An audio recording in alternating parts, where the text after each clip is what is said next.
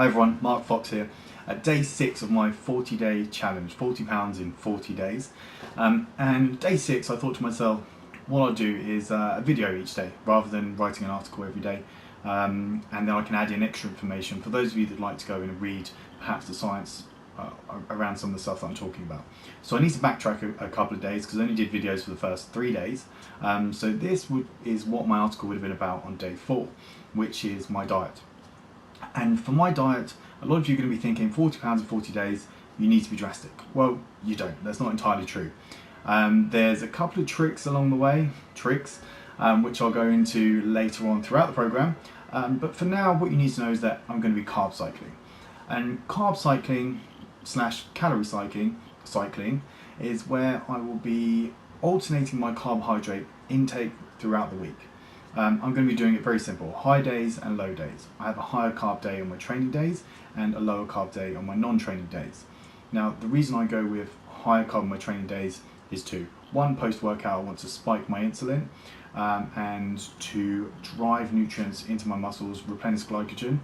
And also, it's kind of a mental thing as well, psychologically. I want to feel like I'm not depriving myself too much. So if I have days where I can have a few extra carbs, it's going to increase my satiety levels, make me feel fuller, and people would argue that carbs don't do that, but hey, if I've got a meal with lots of carbohydrates, I'm going to feel stuffed afterwards. So also what I want to do is make sure that my metabolism stays at an optimal level. Now when you diet and you start to reduce calories every single day, you sort of go down on this slope of your calories, your metabolism will start to come down, as you do it over a long period of time. Your body likes to be efficient, it likes to maintain homeostasis. So if you start to reduce your calories over a long period of time, your body's metabolism is going to drop. And the reason it's going to do that is it's going to learn a way to survive on the calories that you're giving it.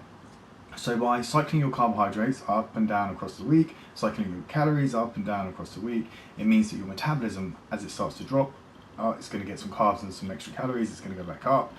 And theoretically, you're trying to maintain an optimal level for your metabolism, so that on the days that you have lower carbohydrates, your body's going to be tapping into your fat stores and going to be burning off all that unwanted fat. And that's what works very well for me, has worked very well for lots of people, and I would highly recommend. So carb cycling is what I'm going to be doing. My calories are not ridiculously low at the moment.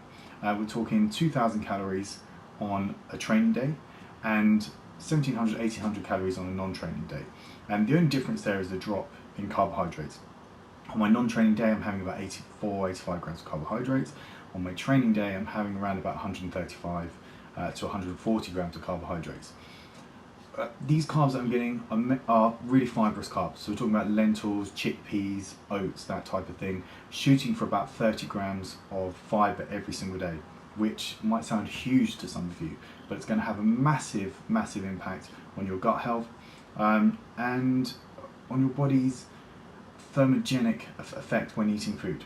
So proteins and fiber is going to have a much higher thermogenic effect on your body. Your body's core temperature is going to increase as you're eating, as opposed to refined carbohydrates that are just going to go straight through your body. So that's kind of the gist of what I'm going to be doing. If you read the article below, it's going to give you information as to why carb cycling is beneficial. One thing I'm going to be doing as well is make sure that most of the fats I'm getting are coming from healthy sources. I'm also going to be supplementing with omega-3, and protein's going to be kept pretty high. Some of you are going to think it's too high, but in times of carbohydrate deficit, your body's going to start looking for other sources of energy. And yes, we're supplying it with the right fats to use, and we have fat stored in our body. But if your body's a bit stubborn and doesn't want to get rid of the fat, perhaps you're somebody whose body is more efficient at burning sugars, your body's going to look to replace those sugars. And the first place it's going to go to is your muscle, your proteins. It's going to break that down into branched chain amino acids, which it can then convert to the energy sources that it needs in your body. And that's bad, because we want to keep hold of our lean tissue, because that's metabolically active, and that's what we're going to be using to burn all these extra calories in the day. So we need to supplement our body with high levels of protein in a time of calorie deficit, so that we can maintain as much muscle as possible throughout the whole dieting process. The more muscle we can keep, the higher your metabolism is going to be, and the better your ability to burn fat. So high protein, good sources of fats, and then cycling our carbohydrates. And you know, in the kind of dieting I'm doing, there is going to be some loss of muscle that's going to happen. Hey, that happens in every single diet. It's going to be more drastic because of the way that I'm doing it, which I don't really recommend doing 40 pounds in 40 days.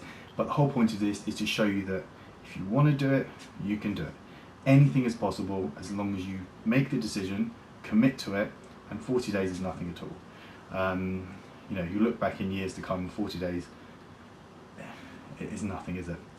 So, going off on tangent slightly, but there we go, that's the gist of my diet. Below I'm going to put down all the information in more detail about what I'm doing, also some of the scientific processes, you know, biological processes within your body, how your body, you know, the benefits of having fibre, the kind of fats that we're talking about, and the high protein, so that you can have a read.